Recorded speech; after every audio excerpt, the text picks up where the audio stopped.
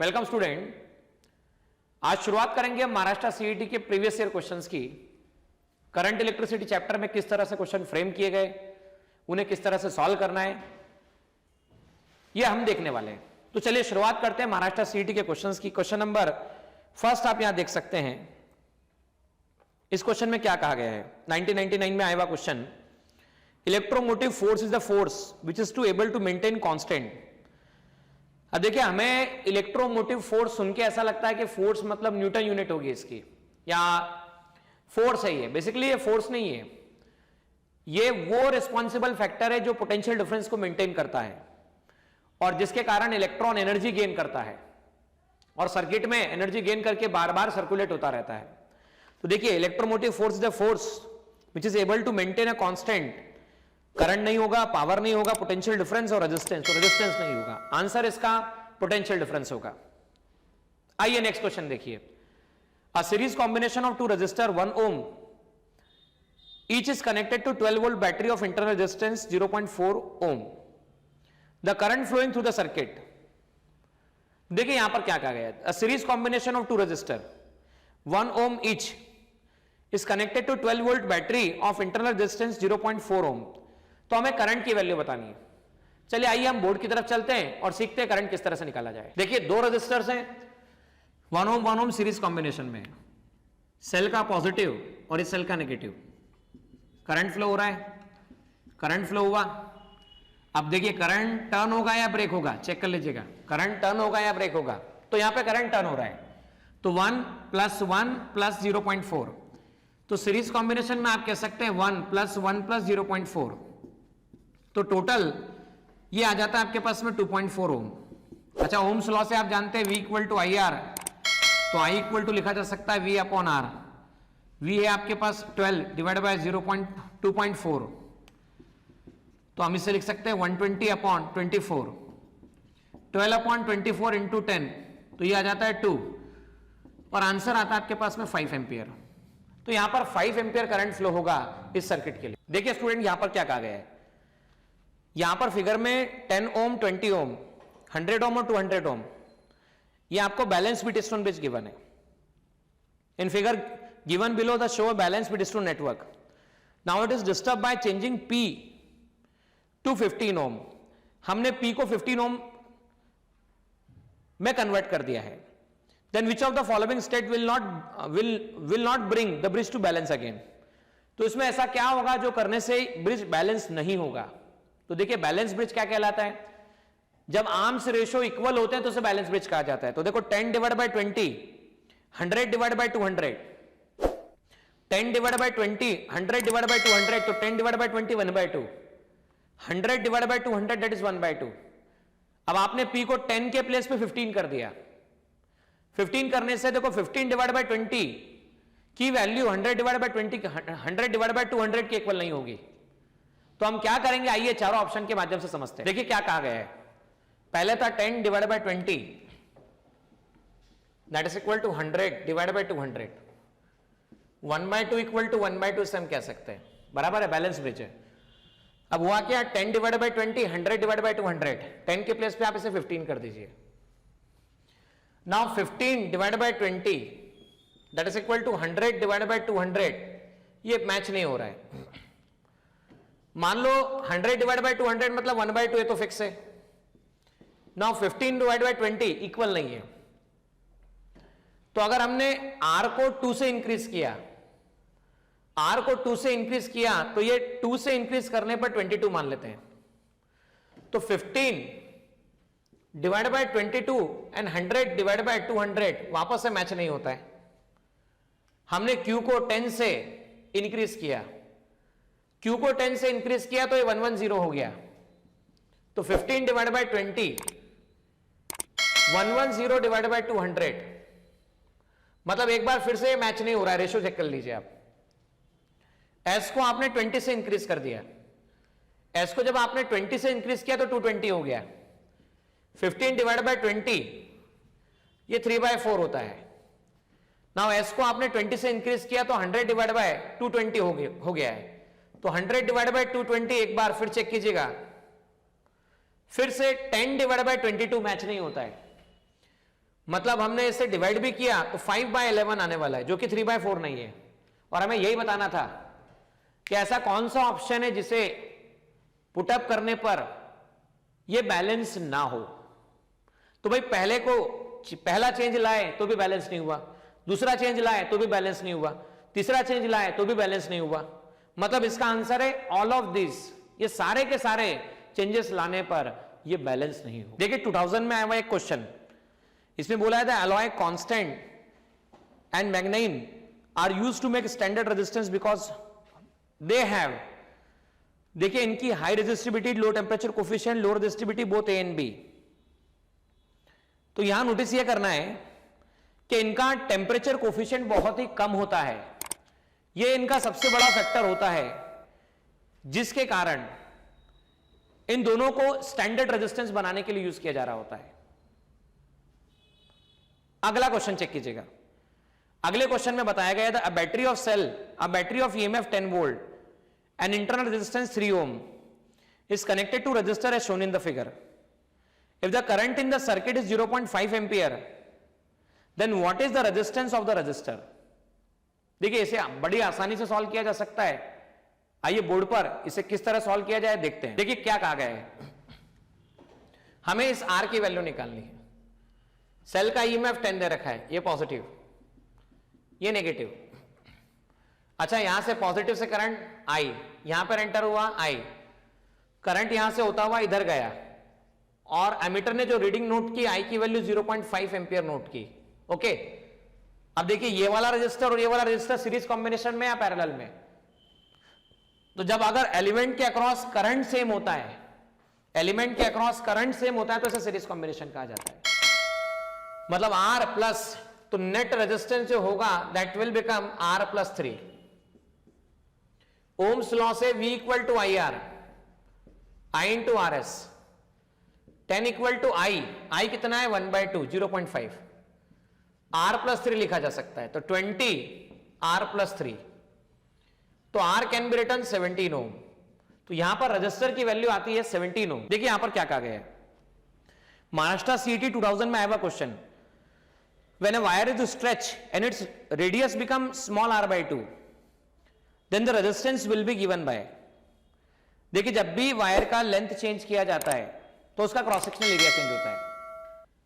Cross sectional area का resistance के साथ में एक रिलेशन होता है, उसकी रेडियस r/2 हो गई, मतलब लेंथ को इंक्रीज किया गया है, तो हमें रेजिस्टेंस की वैल्यू बतानी है।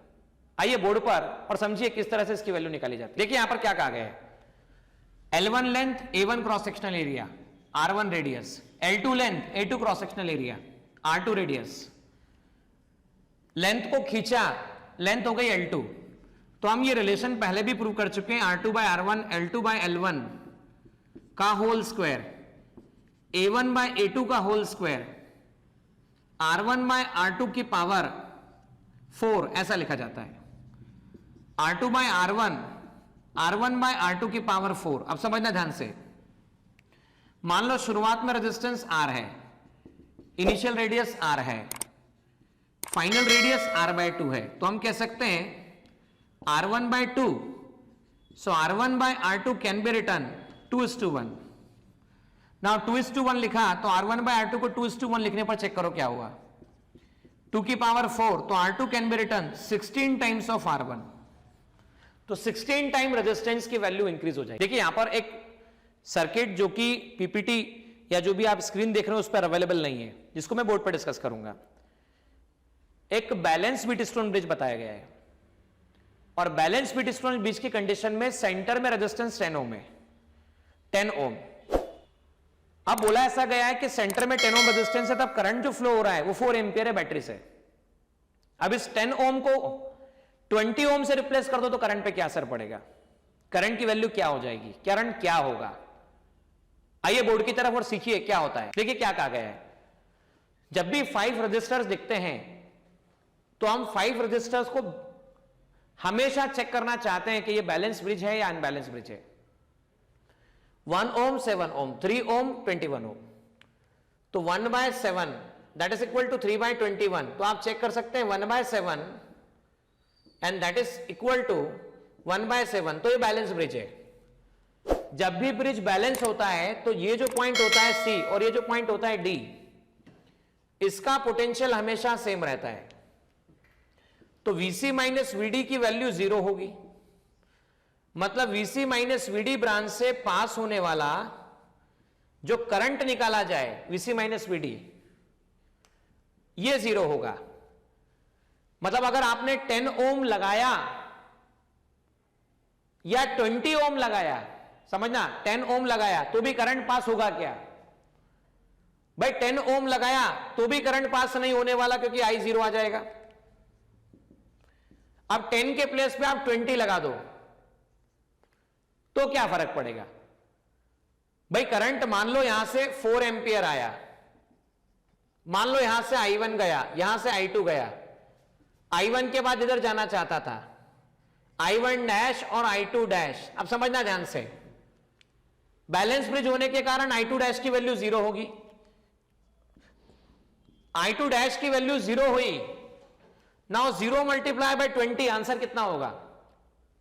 0 मल्टीप्लाई बाय 20 आंसर कितना होगा? तो 0 होगा। 0 मल्टीप्लाई बाय 10 आंसर कितना होगा? तो 0 होगा। तो रेजिस्टेंस पे डिपेंडेंसी नहीं है, इसलिए ये रजिस्टर की वैल्यू बैलेंस कंडीशन में करंट की वैल्यू को अफेक्ट करने वाली नहीं है। देखिए यहां पर क्या कहा गया है, एक सेल है जिसका ईएमएफ 2 वोल्ट है, इसका इंटरनल रेजिस्टेंस 0.5 ओम है, इसे किसी अननोन रजिस्टर R से कनेक्ट कर दिया गया और इससे कुछ करंट फ्लो हुआ I मान लीजिए। फिर आपने एक नया सर्किट लिया, नए सर्किट का ईएमएफ 1.5 वोल्ट दे रखा है, इंटरनल रेजिस्टेंस 0.3 है, और पिछले सर्किट में जो रजिस्टर था वही रजिस्टर आपने इस सर्किट में भी कनेक्ट किया है। तब आपको बताना है कि जो R की वैल्यू होगी, अननोन वैल्यू क्या है, और वो भी उस कंडीशन में जब पिछले वाले सर्किट का करंट और अभी वाले जो सर्किट का करंट दोनों सेम हो। तो आइए बोर्ड पर समझते हैं इस बात। देखिए क्या कहा गया है, 2 वोल्ट बड़ा वाला पॉजिटिव, छोटा वाला नेगेटिव, करंट फ्लो हुआ यहां से I माना, करंट यहां से I, यहां फ्लो हुआ I। अब जब करंट फ्लो हुआ सभी जगह से, तो देखो यहां इस रजिस्टर और इस रजिस्टर से करंट सेम है। जब भी करंट सेम होता है तो सीरीज कॉम्बिनेशन, तो V equal to I into RS, तो 2 equal to I, R plus 0.5 मतलब 1/2, इसे ऐसा लिखा जा सकता है, इक्वेशन नंबर 1 मान लीजिए। अब क्या बोला गया है कि ये भी बड़ा वाला टर्मिनल पॉजिटिव, छोटा नेगेटिव, करंट फ्लो हुआ I, करंट यहां से गया, फॉरवर्ड गया, वापस से करंट इधर गया, करंट टर्न हुआ। करंट टर्न होता है तो सीरीज कॉम्बिनेशन या पैरेलल, करंट सब एलिमेंट से सेम होता है तो सीरीज कॉम्बिनेशन। ओम्स लॉ वापस से V equal to IRS, current वही है जो पिछले वाले सर्किट में था, 1.5 IRS को क्या लिख सकते हैं, तो R प्लस 0.3, तो इसे 3/10 लिखा जा सकता है, इक्वेशन नंबर 2। और 1.5 को मैं लिख लेता हूं 3/2। अब मुझे निकालना क्या है, तो मुझे R निकालना है। तो आप देख सकते हैं 3/2 divide by 2/1, I R plus 3/10, I R plus 1/2, I से I cancel, 3/2 into 1/2, 10R plus 3/10 divide by 2R plus 1/2, 3/4। अब चेक कीजिए क्या लिख सकते हैं आप इसे, 10R plus 3 divide by 10, 2R plus 1, इसे ऐसा लिखा जा सकता है। अब आप इसे लिख सकते हैं 5, 15, 2R plus 1, 4, 10R plus 3, 30R plus 15, 40R plus 12, 15 minus 12 that is 3, 40R minus 30R, 10R, R that is equal to 3/10 ohm, इसे 0.3 ओम लिखा जा सकता है। So answer will be 0.3 ohm. देखिए क्या कहा गया क्वेश्चन में, 2001 में आया हुआ question, the terminal potential difference for a cell is 0.8 volt when the current is 2 ampere and 9 volt when the current is 1.5 ampere. What is the internal resistance of cell? देखिए cell topic पढ़ाते समय मैंने बात बताई थी, terminal potential difference का मतलब जो भी एक्सटर्नल रजिस्टर या लोड आप लगाते हैं उस लोड के अक्रॉस जो पोटेंशियल डिफरेंस होता है उसे टर्मिनल पोटेंशियल डिफरेंस कहा जाता है। और यह टर्मिनल पोटेंशियल डिफरेंस जब बदल रहा है तो इसके बदलने के पीछे कहीं ना कहीं करंट रिस्पॉन्सिबल फैक्टर आ रहा है। आइए इस बात को समझते हैं। बोर्ड देखिए, इसको एक एग्जांपल से समझते हैं कि मेरे पास में एक सेल है जो घड़ी के अंदर लगता है। दीवार पे जो घड़ी होती है उसमें जो सेल होता है उसके पीछे आप ऑब्जर्व कीजिए, सेल को निकाल दीजिए या दो सेम कंपनी के सेल लेके आइए, उस सेल को आप घड़ी में लगा दीजिए और सेम कंपनी का सेल उठा के आप टॉर्च में लगा दीजिए। अब बताइए सेल सेम है या डिफरेंट है? तो मैंने कहा कंपनी सेम है और सेल का इनिशियल वोल्टेज भी सेम है, मतलब दोनों सेम है। बदला तो क्या बदला? बदला तो घड़ी के प्लेस पर टॉर्च बदल गई। भाई सेल के अंदर जो मटेरियल था वो इंटरनल रेजिस्टेंस, सेल के अंदर जो मटेरियल है उसके कारण जो रेजिस्टेंस होगा वो इंटरनल रेजिस्टेंस, और वो दोनों केस में सेम है। लेकिन जब घड़ी की बात करें हम तो घड़ी का एक्सटर्नल सर्किट अलग है, टॉर्च का एक्सटर्नल सर्किट अलग है। घड़ी और टॉर्च का एक्सटर्नल सर्किट अगर अलग है तो पोटेंशियल डिफरेंस उन दोनों एक्सटर्नल सर्किट के अक्रॉस अलग आ सकता है, और वही रिस्पॉन्सिबल फैक्टर है कि रेजिस्टेंस बदला। यहां पे E वही वाला सेल, ये भी CE वही वाला सेल, स्मॉल r वही इंटरनल रेजिस्टेंस, पर ये घड़ी मतलब R1 और ये आपके पास में टॉर्च मतलब R2। तो यहां हम ये बात अच्छे से जानते हैं कि अगर हम देखें तो I करंट फ्लो हुआ I1, तो आप कैसे लिख सकते हैं? करंट जहां पर एंटर होता है positive, exit negative.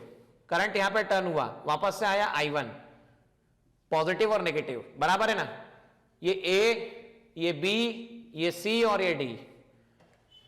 Kirchhoff voltage law से लिखा जाए, A B C D A में A से B गए तो A से B तो कुछ भी अवेलेबल नहीं है, लेकिन B से C गए तो B से C जाने पर I1 करंट है, पॉजिटिव से नेगेटिव जा रहे हो तो माइनस I1 R1।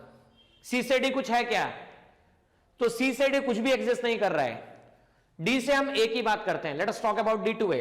D से A की बात की तो पॉजिटिव से नेगेटिव हम जा रहे हैं, मतलब minus I1 into R। Negative से पॉजिटिव, नेगेटिव से पॉजिटिव मतलब हायर की तरफ जा रहे हैं, plus E that should be equal to 0। तो मैं कह सकता हूं E equal to I1 R1 plus I1 into small r, और E इक्वल टू मैं कह सकता हूं V1 plus I1 into R।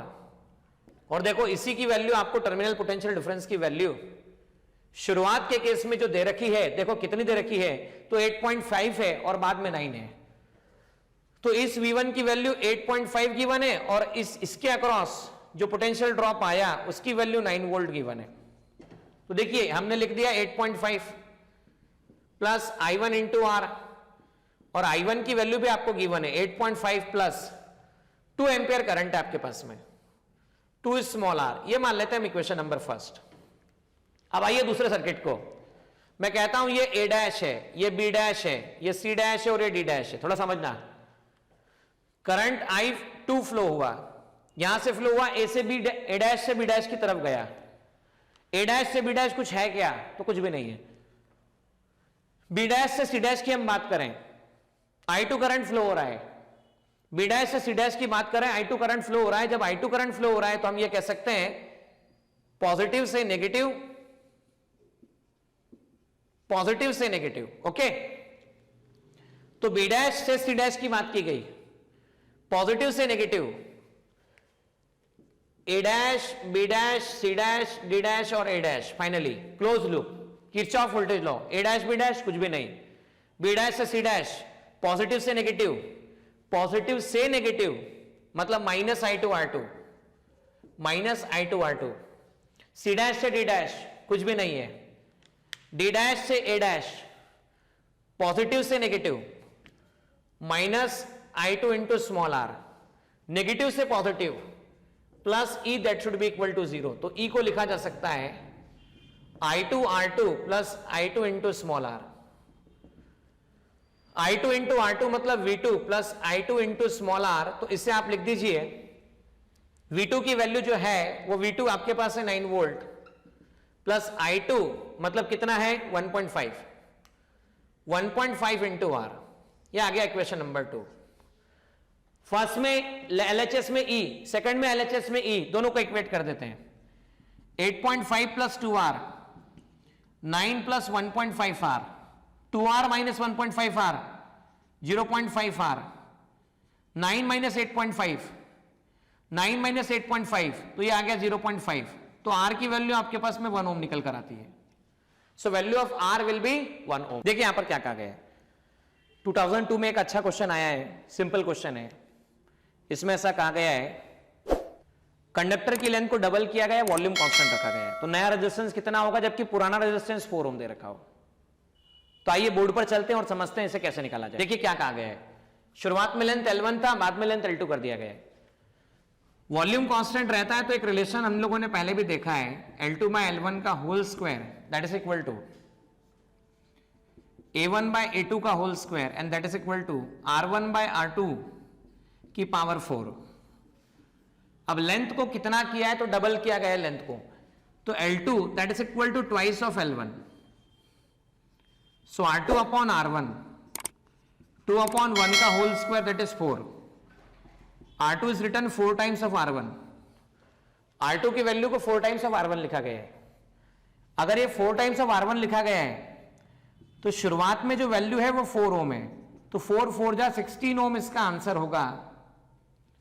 तो 4 टाइम्स रेजिस्टेंस इंक्रीज होगा डबल लेंथ करने पर। देखिए 2002 में आया हुआ एक और क्वेश्चन, आपके पास में 2 रजिस्टर है R1 R2, जब इनका पैरेलल कॉम्बिनेशन सॉल्व करते हो तो 6/5 ओम आता है, और जब दोनों कॉम्बिनेशन में से एक को हटा देते हो तो किसी एक का रेजिस्टेंस 2 ओम है, तो बताना है कि दूसरे का रेजिस्टेंस कितना होगा।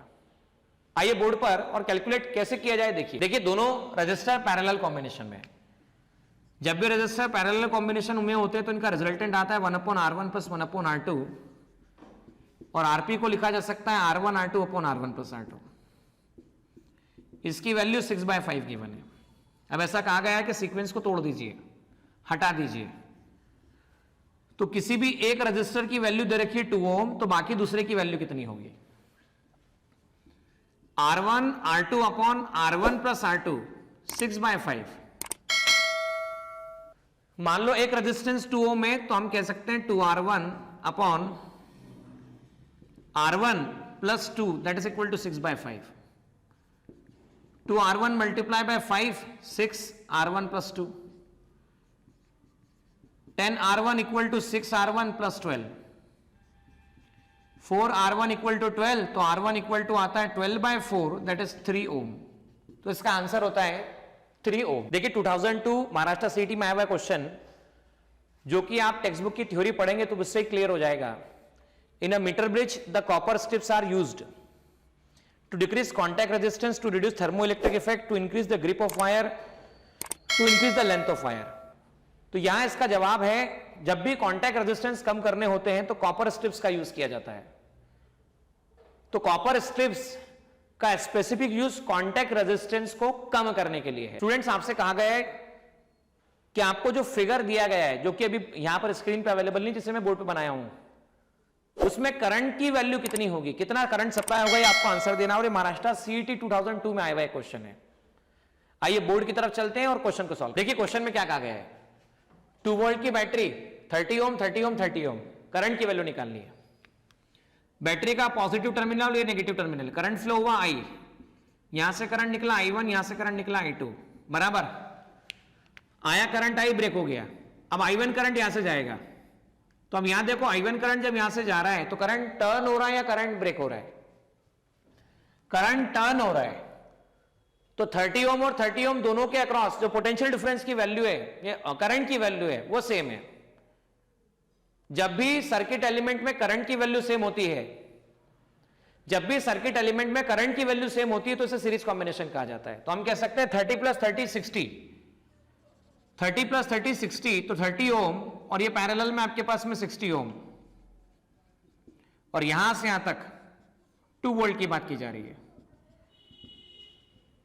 अब देखो ये दोनों रजिस्टर, मान लेता हूं ये R1 है, ये R2 है, दोनों पैरेलल में। पैरेलल में हम सीधा लिखते हैं R1 R2 divide by R1 plus R2। तो ये क्या लिखा जा सकता है, देखिए 30 into 60 divide by 30 plus 60, so RP that will become 30 multiply by 60 divide by 90 3। तो RP जो आता है 60 divide by 3 that is 20 ohm. Resistance की वैल्यू 20 ओम आ गई। ओम्स लॉ से V equal to I R, 2 equal to I into 20, तो I equal to 2/20, और 2/20 को 1/10 और 1/10 को 0.1 एम्पियर लिखा जा सकता है। सो करंट की वैल्यू 1/10 एम्पियर या 0.1 एम्पियर लिखी जा सकती है। देखिए यहां पर एक क्वेश्चन कहा गया है 2003 महाराष्ट्र सीईटी में आया हुआ question. A wire of resistance 4 ohm is stretched to 4 times of its original length, then the new resistance of wire will become. यहां पर वापस से जो पिछले क्वेश्चन हमने डिस्कस किया उसी तरह का एक क्वेश्चन जिसमें 4 टाइम्स लेंथ को बढ़ा दिया गया है और शुरुआत में रेजिस्टेंस की वैल्यू 4 ओम दे रखी है, तो आपको बताना है कितना नया रेजिस्टेंस होगा। चलिए बोर्ड की तरफ चलिए और सीखिए कैसे निकाला जाए। देखिए क्या कहा गया है, यहां कहा गया है लेंथ को 4 टाइम्स इंक्रीज कर दिया गया है, 4 टाइम्स ऑफ L1। तो हम कह सकते हैं R2 bye R1 L2 by L1 का whole square, R2 bye R1 4/1 का होल स्क्वायर। तो हम ये कह सकते हैं R2 equal to 16 times of R1, और अब आप और हम ये बात जानते हैं 16 मल्टीप्लाई बाय 4 कितना हो जाता है, तो 64 ओम। तो इसका आंसर आएगा 64 ओम। देखिए आपको कहा गया है क्वेश्चन, आपके पास एक बल्ब है, बल्ब पर 100 वॉट पावर लिखा हुआ है और 220 वोल्ट पर हम इसे यूज कर रहे हैं 220 वोल्ट पर। आपको रेजिस्टेंस बताना है बल्ब का, वो कितना होगा। आइए बोर्ड की तरफ और देखिए किस तरह से निकाला जाए। देखिएगा स्टूडेंट, पावर की डेफिनेशन होती है work done per unit time. Electrical circuit में इसे work done per unit charge कहा जाता है। इसे Q मल्टीप्लाई बाय V लिखा जा सकता है, तो पावर को लिखा गया Q multiply by V upon T। अच्छा, rate of flow of charge क्या कहलाता है, करंट। तो पावर का basic formula W/T, electrical formula VI, V equal to IR। तो पावर को लिखा जा सकता है VI I into R into I, power आ चुका है आपके पास में I² R। अब I को आप लिख सकते हैं V/R। जब आपने I को V/R लिखा तो P इक्वल टू VI से I को आपने लिखा V/R, सो पावर को लिखा जा सकता है V² अपॉन R। तो वोल्टेज या पोटेंशियल डिफरेंस, पावर और resistance, R can B return V² upon P, 220 का स्क्वायर अपॉन 100, 22 का स्क्वायर इंटू 100, तो आंसर आता है 484 ओम, क्योंकि 22 484 ओम। तो रेजिस्टेंस की वैल्यू 484 ओम। देखिए यहां पर एक क्वेश्चन कहा गया है 1 ओम, 3 ओम और R ओम, 1 ओम, 3 ओम और R ओम तीनों पैरेलल कॉम्बिनेशन में है। 11 एम्पियर का करंट यहां से आ रहा है, 6 इधर जा रहा है, 2 इधर जा रहा है, इधर अननोन है कितना करंट पता नहीं है। हमें R ओम की वैल्यू डिटरमाइन करनी है। तो चलिए बोर्ड पर और सीखिए किस तरह से डिटरमाइन किया। देखिए क्या कहा गया है, पॉइंट ए पे चेक कीजिए करंट कितना आया, 11 एम्पियर, गया कितना 6, 2 और x। तो हम कहते हैं जितना पॉइंट ए पर करंट आएगा उतना जाएगा। आया 11, गया इतना, तो ये आ चुका है आपके पास 11 इक्वल टू 8 प्लस x, तो x equal to 11 minus 8 that is 3 ampere. अब ये चेक कीजिए तीनों पैरेलल कॉम्बिनेशन में है। जब तीनों पैरेलल कॉम्बिनेशन में है और हमें रेजिस्टेंस की वैल्यू डिटरमाइन करनी हो, तो ये इन दोनों रेजिस्टेंस को जब आप सॉल्व करते हैं तो पैरेलल कॉम्बिनेशन डिटरमाइन होगा 1 into 3 1 plus 3 that is equal to 3/4। तो आप चाहें तो इसे ऐसा लिख सकते हैं कि ये 3/4 ओम रेजिस्टेंस R1 और ये रेजिस्टेंस आपके पास में आ चुका है R। यहां से आने वाला करंट 11 एम्पियर आपके पास है। अब चेक कीजिएगा, इधर 2 एम्पियर गया था, इधर 6 एम्पियर गया था, तो 2 प्लस 6 8 एम्पियर। तो मैं सीधा सीधा कह सकता हूं कि ये 8 एम्पियर करंट है। ये 8 एम्पियर है तो ये 3 एम्पियर करंट है। अब सोचो, मैंने आपको करंट डिवीजन रूल सिखाया था। करंट डिवीजन रूल में बताया था कि अगर आपके पास में ये R1 रेजिस्टेंस है, ये आपके पास R2 रेजिस्टेंस है, सपोज करंट यहां से I फ्लो हो रहा है, यहां पर I1 और यहां पर I2, तो I2 को लिखने का तरीका, जिस ब्रांच में करंट निकालना हो उससे अपोजिट ब्रांच वाला resistance divide by total resistance multiply by total current. यहां देखो ये I1 8 एम्पियर है तो I2 आपके पास में 3 एम्पियर है, तो मैंने लिख दिया 3, इससे अपोजिट रेजिस्टेंस मतलब 3/4 divide by total resistance R plus 3/4 multiply by total current, multiply by total current, तो टोटल करंट की वैल्यू 11 है। 3 equal to 3/4 multiply by 4 divide by 4R plus 3, इसे ऐसा लिखा जा सकता है। मल्टीप्लाई बाय 11, 4 से 4 कैंसिल हो जाता है, 3/11 equal to 3 upon 4R plus 3। अब देखो क्या हुआ, 3 से 3 कैंसिल हो गया। अब आप इसे लिख सकते हो 4R plus 3 that is equal to 11, तो 4R that is equal to 8, R equal to 8/4, और 8/4 को आप 2 ओम लिख सकते हो। देखिए इससे पहले भी मैं सिखा चुका था कि करंट के प्रोपोर्शन जो होते हैं, ये I1, ये I2 और ये I3, तो I1 is to I2 is to I3 that is equal to 1 upon R1, 1 upon R2, 1 upon R3 लिखे जाते हैं। तो पहला करंट है 6 to 2 is to, यहां पर आ चुका था 3, दैट इज प्रोपोर्शनलिटी कांस्टेंट के हिसाब से 1 upon R1 that is 1 upon 1 is to 1 upon 3 and that is 1 upon R। तो प्रोपोर्शनलिटी कांस्टेंट के इस तरीके से भी आप चाहें तो इसे यहां से डायरेक्टली निकाल सकते हैं। मैंने दोनों अप्रोच आपको बता दिए हैं, अब आप पे डिपेंड करता है आपको कौन सा यूज करना है। आप इसको भी यूज करके इसका आंसर निकाल सकते हैं, तो आंसर वही आने वाला है जो यहां पर बताया गया है। देखिए स्टूडेंट, 2004 में आया हुआ एक क्वेश्चन, इसमें कहा है कि वायर की लेंथ को 10% से इंक्रीज किया है, तो आपको रेजिस्टेंस में कितना इंक्रीज होगा यह बताना है। अब देखो लेंथ 10% से इंक्रीज किया है, छोटा इंक्रीमेंट होता था तो शॉर्टकट लगा सकते थे, इंक्रीमेंट 10% है, कंसिडरेबल है, शॉर्टकट नहीं लग सकता। तो आइए देखते हैं कि हम किसे किस तरह सॉल्व करेंगे। देखिए क्या कहा गया है, शुरुआत में लेंथ L था, बाद में लेंथ को आपने 10% से इंक्रीज कर दिया, तो नया लेंथ कर दिया आपने L/10, 11 L/10 से L2 upon L1 that is 11/10, इसे ऐसा लिखा जा सकता है। अब आप और हम जानते हैं R2/R1 इक्वल टू होता है L2/L1 का होल स्क्वायर, ठीक है ना। अब अगर R2/R1 इक्वल टू L2/L1 का होल स्क्वायर, तो इस तरह से आप कह सकते हैं R2/R1 11/10 का होल स्क्वायर, तो R2/R1 121 upon 100, now R2/R1 minus 1, 121 upon 100 minus 1, तो R2 minus R1 upon R1, 121 minus 100 upon 100, तो ये आ गया delta R upon R1 21 upon 100, और अगर परसेंटेज निकालना है तो 100 से मल्टीप्लाई कर दो, तो आंसर आता है 21%। कितना आंसर आता है? 21%। आप समझिएगा ध्यान से, R2/R1 L2/L1 का होल स्क्वायर, A1/A2 का होल स्क्वायर, R1/R2 की पावर 4 बराबर।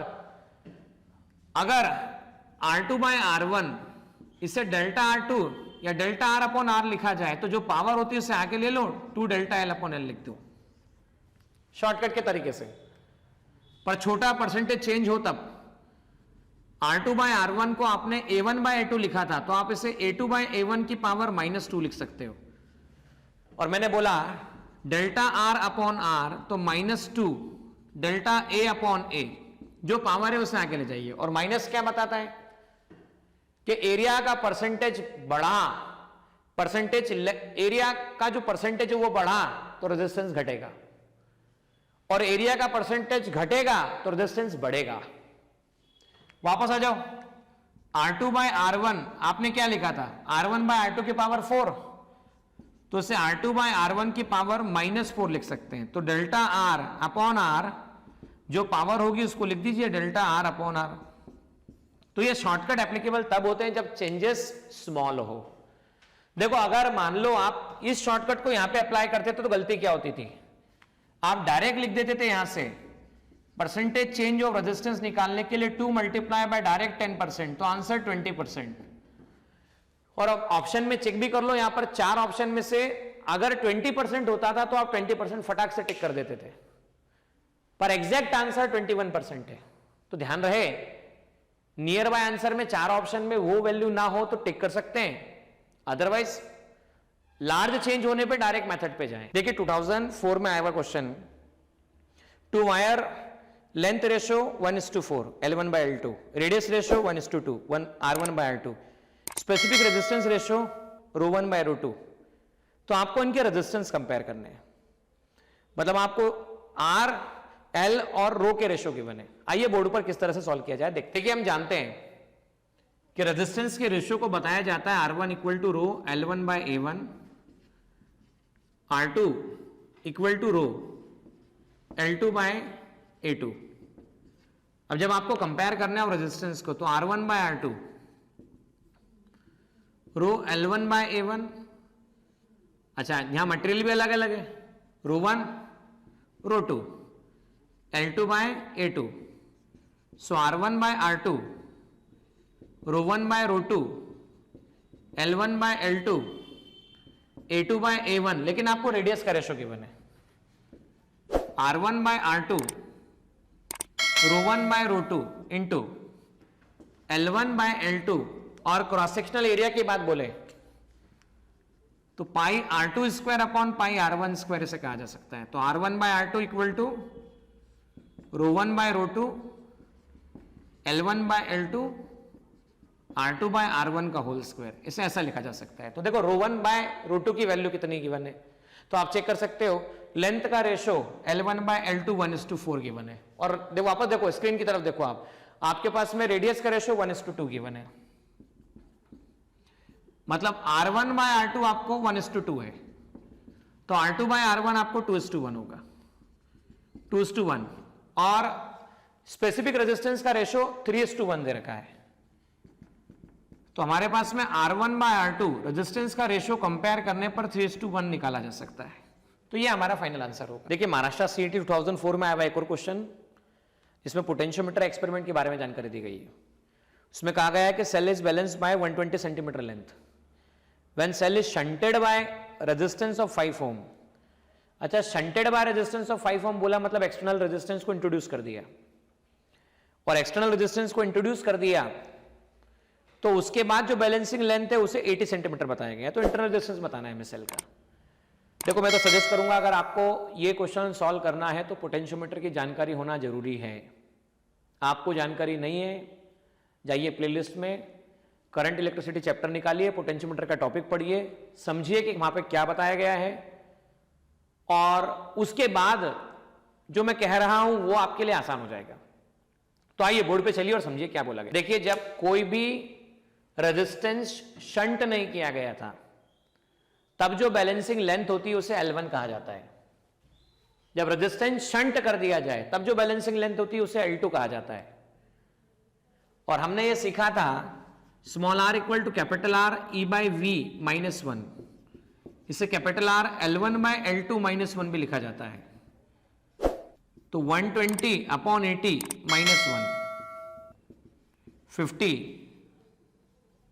3/2 -1 50 इंटू 1/2 दैट इज 25 ओम। ये इंटरनल रेजिस्टेंस की वैल्यू होनी चाहिए। Small r capital R 3/2 -1 1/2 25 ohm. So this will be the value. देखो बच्चों यहाँ पे एक छोटा सा करेक्शन था, यहाँ 50 ओम नहीं था 5 ओम था, और जब 5 ओम था तो इसका आंसर 2.5 ओम आएगा।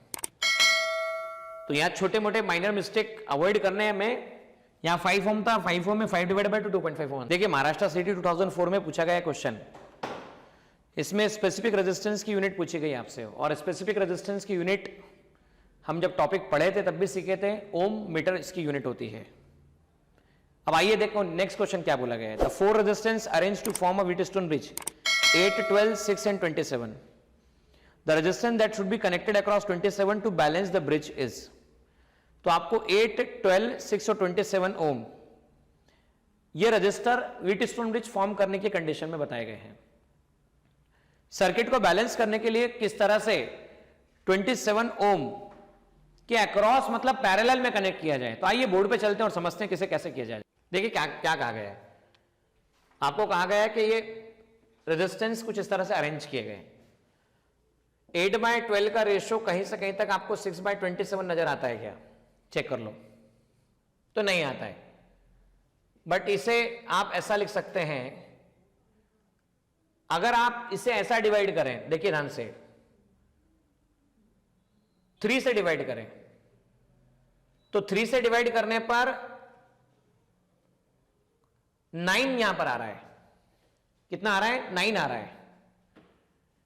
एक्चुअलिटी में ये 9 ना आते हुए अगर ये 3 आता था तो हमारा वर्क हो सकता था। मतलब क्या हुआ, यहां 27 के प्लेस पे 9 होना चाहिए था। नोटिस करना, 8/12 कितना रेशो आता है? 4 से डिवाइड करो, 2/3 आता है। 6/27 को किससे डिवाइड करें जिससे कि आंसर 2/3 आ जाए, क्योंकि बैलेंस करना है। तो अगर 3 से आप डिवाइड करते हो तो 2/9 आता है, पर अगर यहां 9 होता और आप 3 से डिवाइड करते तो देखो आंसर कितना आता, 2/3 आता। मतलब इसका जो नेट रेजिस्टेंस आना चाहिए 27 और x का, तो 27 और x का जो नेट आंसर आना चाहिए वो कितना आना चाहिए? 9 ओम आना चाहिए। तो पैरेलल कॉम्बिनेशन में सॉल्व करने पर आंसर 9 ओम आना चाहिए। और ये दो रजिस्टर है जो पैरेलल कॉम्बिनेशन में कनेक्टेड है। जब भी दो रजिस्टर पैरेलल कॉम्बिनेशन में होते हैं तो हम 1/R1 + 1/R2 लिख सकते हैं। So Rp can be written R1 R2 upon R1 + R2. Okay, तो R1 कितना है? 27x upon 27 + x, इसे ऐसा लिखा जा सकता है। So आप इसे लिख सकते हैं 27 + x = 3x, 27 = 2x, तो x = आता है आपके पास में 27/2। So 27/2 मतलब आप इसे और सॉल्व करें, सिंप्लीफाइड करें, 1, 3.5, तो 13.5 ओम वो रेजिस्टेंस है जिसे कनेक्ट करने पर ये ब्रिज बैलेंस में कन्वर्ट हो जाएगा। देखिए यहां पर एक क्वेश्चन दिया गया है, 2005 में आया महाराष्ट्र सिटी में। ये question basically combination of cell पर बेस्ड है। इसमें दो सेल जिनका ईएमएफ 1.5 वोल्ट है, जिनको सीरीज में कनेक्ट किया गया है। इंटरनल रेजिस्टेंस नहीं पता है और उसके अक्रॉस गैल्वेनोमीटर कनेक्ट किया गया है। गैल्वेनोमीटर की जो रीडिंग है पहले केस में आती है 1.1 एम्पियर, पर जब दोनों सेल को पैरेलल में कनेक्ट करते हैं तो ये रीडिंग आती है 0.6 एम्पियर। तो आपको स्मॉल आर की वैल्यू बताना है कि स्मॉल आर की वैल्यू कितनी होती है। तो आइए चलिए बोर्ड पे चलते हैं और उससे सीखते हैं किस तरह से। देखिए यहां पर क्या कहा गया है, 1.5 स्मॉल आर। मैंने इससे पहले भी कई क्वेश्चन करवाया तो बताया माइनस प्लस, फिर से माइनस प्लस, करंट फ्लो हो रहा है। गैल्वेनोमीटर का रेजिस्टेंस मैं आर मान लेता हूं। अब देखो जब भी minus plus alternate minus plus होते हैं तो आप क्या लिख सकते हैं? आप लिख सकते हैं दोनों को ऐड कर सकते हैं, और नहीं भी करना है तो देखो ए, बी, सी और डी।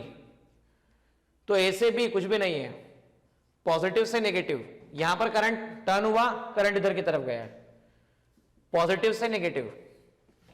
बैटरीज में जितना करंट नेगेटिव टर्मिनल पर आता है उतना ही पॉजिटिव से जाता है, पॉजिटिव से नेगेटिव आई करंट। ठीक है ना? तो इक्वेशन क्या लिख सकते हैं आप? इक्वेशन लिख सकते हैं ए से बी गए, A to B, C D A. A से बी कुछ अवेलेबल है क्या? तो कुछ भी अवेलेबल नहीं है। बी टू सी तो -1 × R, सी टू डी कुछ भी नहीं है। डी टू ए आते हैं तो पॉजिटिव से नेगेटिव मतलब -I × स्मॉल r, नेगेटिव से पॉजिटिव +1.5, पॉजिटिव से negative -I × small r, negative से positive +1.5, that should be equal to 0।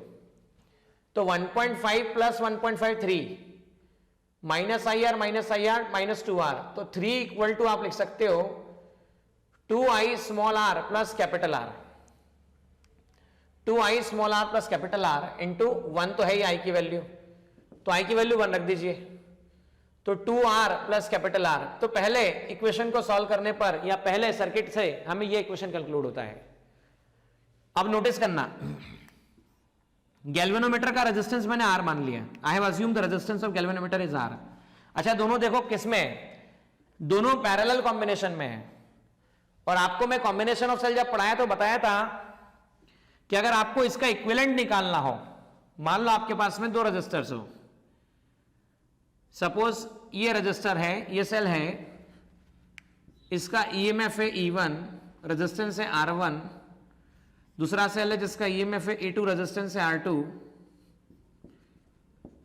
और इसको आपने कनेक्ट किया एक्सटर्नल रेजिस्टेंस के अक्रॉस R। तो नेट ईएमएफ जो निकालते हैं वो आता है E1 R2 plus E2 R1 divide by R1 plus R2, और दोनों को सॉल्व करने पर R नेट जो आता है वो आता है R1 R2 upon R1 plus R2।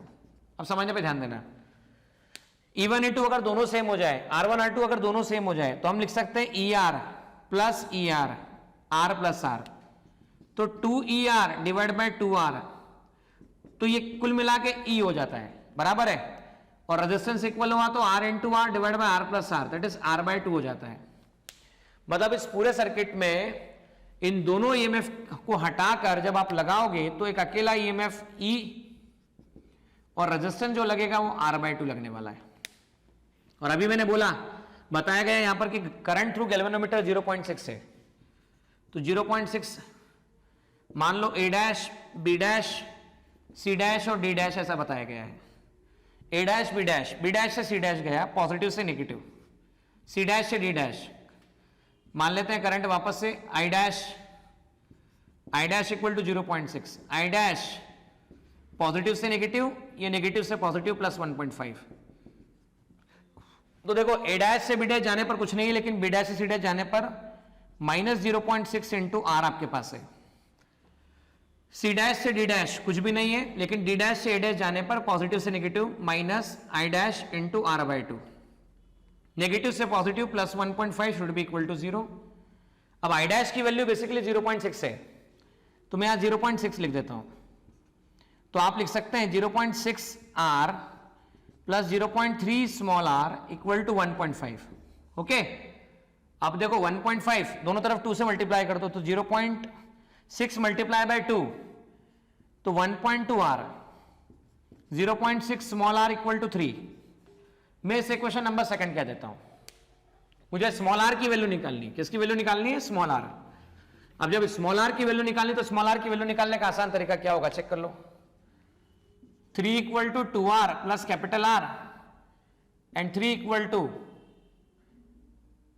0.6r plus 1.2r, इसे ऐसा लिखा जा सकता है। अब देखिए अब क्या कहा गया है, यहां पर हमें स्मॉल r की वैल्यू निकालनी है और कैपिटल R मतलब गैल्वेनोमीटर का रेजिस्टेंस गिवन नहीं है, तो कुल मिला के हमें गैल्वेनोमीटर के रेजिस्टेंस को एलिमिनेट करना पड़ेगा, बराबर है ना। तो क्योंकि हमें R पता ही नहीं है, तो मैं 3 मल्टीप्लाई बाय 1.2 कर देता हूं, 2r मल्टीप्लाई बाय 1.2 तो ये 1.2r हो जाएगा, और इसका कोफिशिएंट इधर मल्टीप्लाई कर देता हूं, 1 multiply by 3, 0.6 multiply by 1 multiply by r 1.2r, और इसको सब्सट्रैक्ट कर देता हूं, ये कैंसिलेशन होता है 3.6 minus 3, 2.4r minus 0.6 small r, इसे आप लिख सकते हैं 0.6 और इसे लिख सकते हैं आप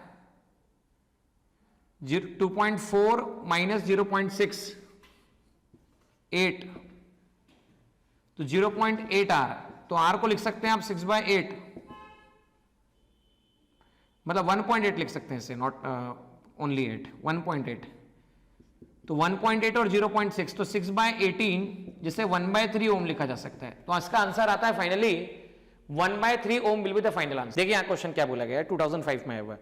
potentiometer wire has a resistivity 10 to the power 9 ohm centimetre, area of cross section current दे रखा है, तो पोटेंशियल ग्रेडियंट निकालना है। तो आइए पोटेंशियल ग्रेडियंट कैसे निकाला जाए इसे समझते हैं। देखिए पोटेंशियल ग्रेडियंट क्या बोला जाता है, potential drop per unit length is called potential gradient. आप जानते हैं V इक्वल टू होता है IR अपॉन L, और R आप जानते हैं होता है रो L बाय A। तो आप पोटेंशियल ग्रेडियंट जैसे ही लिखते हैं तो आ जाता है I upon L, rho L by A, इससे कैंसिलेशन हुआ तो I rho by A।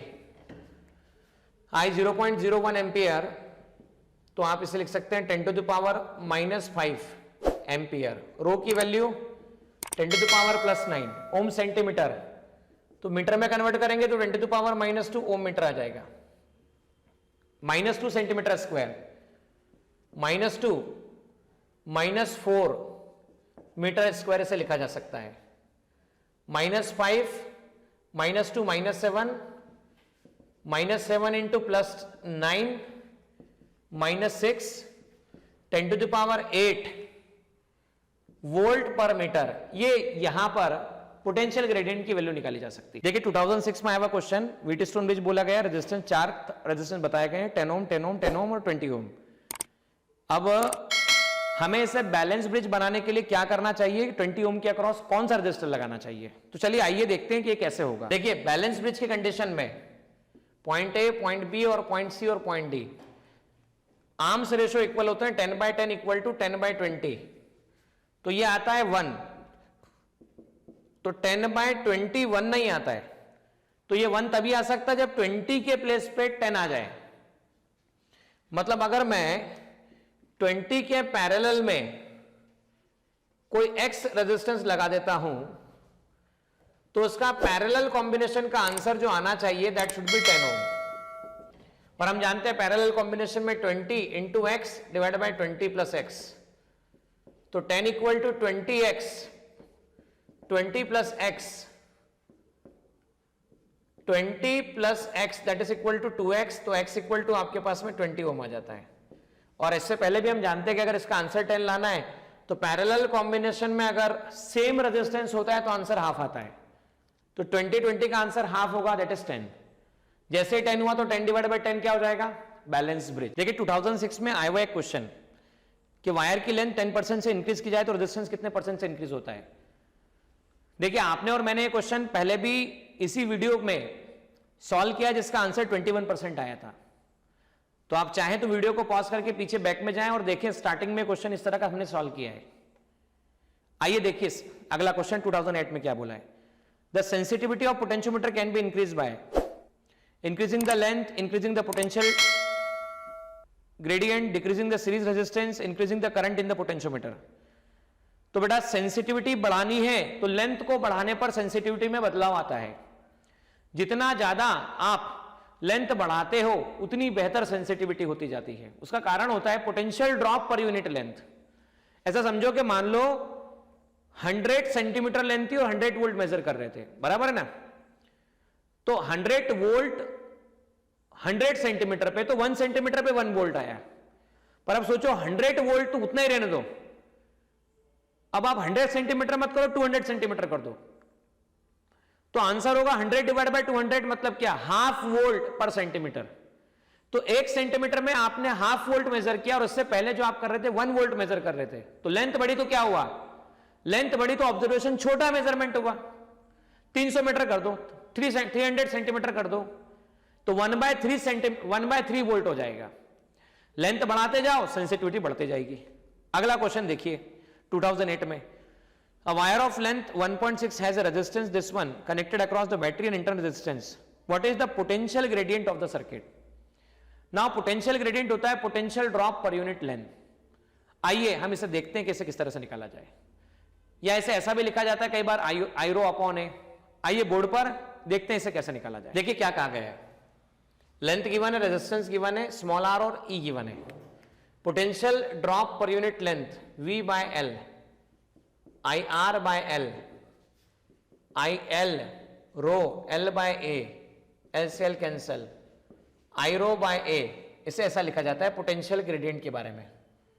So I rho by A इसे लिखा जा सकता है, क्रॉस सेक्शनल एरिया बताया नहीं गया हमें सिर्फ गिवन है लेंथ R, स्मॉल r और E गिवन है। तो हम ऐसा भी कर सकते हैं, इसके अक्रॉस पोटेंशियल डिफरेंस निकाल सकते हैं और उसको लेंथ से डिवाइड कर सकते हैं। तो देखिए इसको कैसे निकाला जाएगा, करंट यहां से निकला, इसको ऐसा समझिए कि ये एक्सटर्नल रेजिस्टेंस है 8 ओम, ये समझिए आपके पास है 2 ओम, और ये समझिए आपके पास है 2 वोल्ट। अब करंट निकाल लेते हैं। जब करंट होगा तो टर्न होगा, रन होगा तो सीरीज कॉम्बिनेशन। तो रेजिस्टेंस आया 10 ओम, वोल्टेज आया 2 वोल्ट और V इक्वल टू आया IR।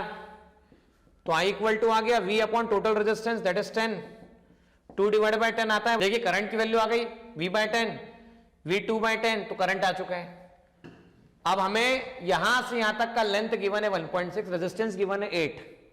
आइए यहां से यहां तक का potential drop divide by total length निकालते हैं। V A B I into R A B, I है 2 by 10, R A B 8, length कितना है 1.6, 2 by 10 into 8 multiply by 10 divide by 16, इससे कैंसिलेशन, 16 डिवाइड बाय 16 आंसर आता है 1 वोल्ट पर मीटर।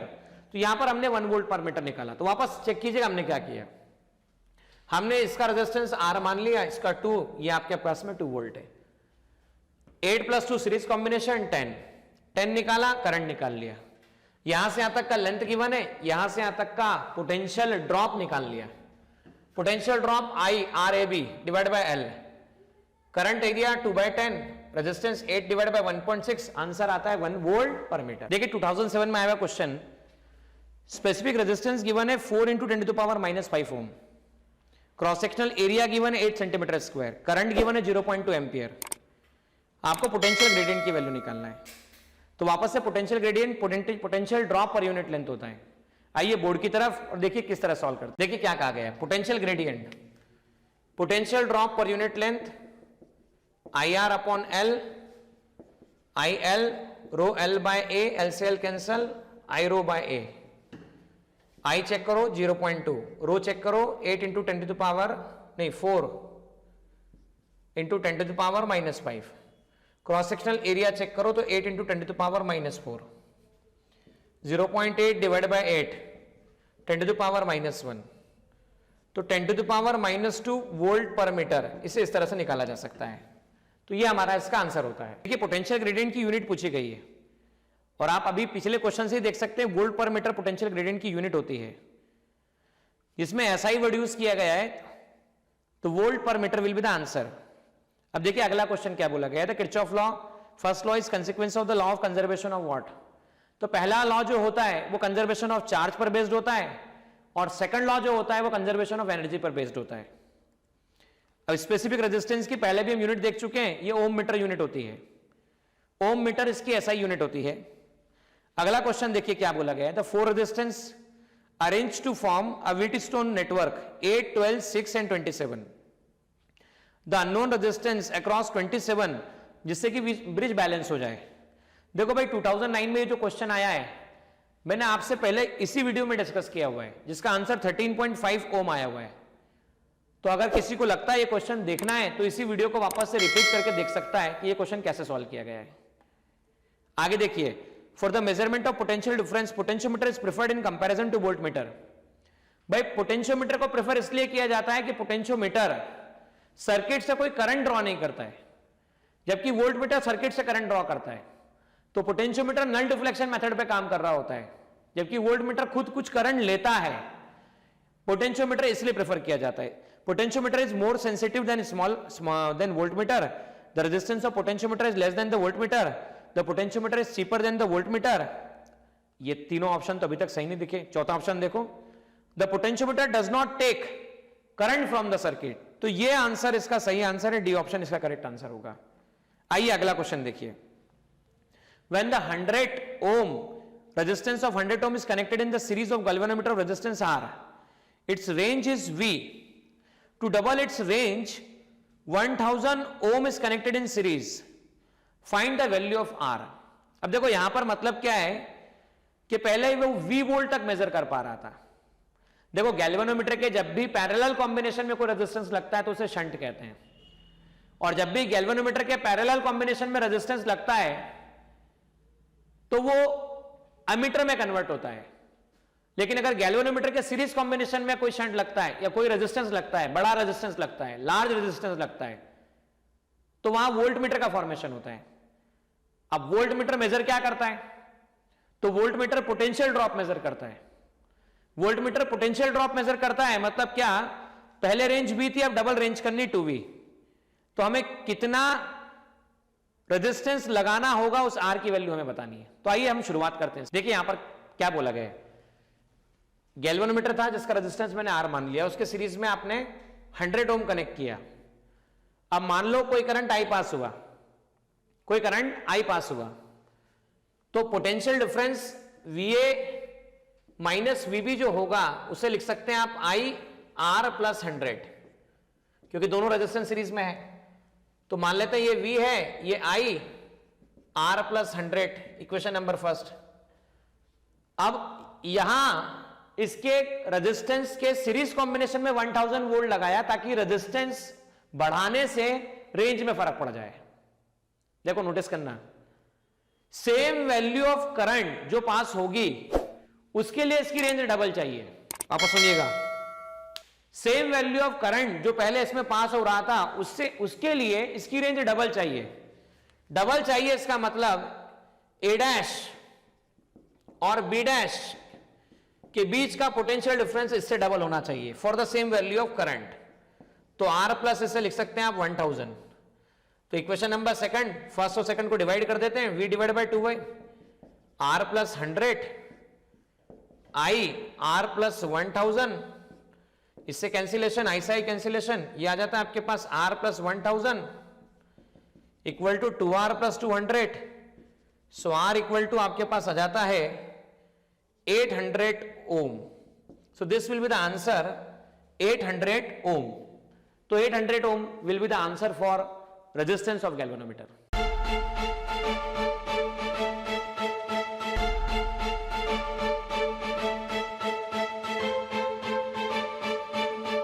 पुरोहित Academy, main branch Prabhat Chowk, MJ College Road, Lokmanya हॉस्पिटलच्या बाजूला, जळगाव आणि Pandey classes जवळ, बंधन बँके शेजारी, ट्रॅफिक गार्डनच्या समोर, जळगाव।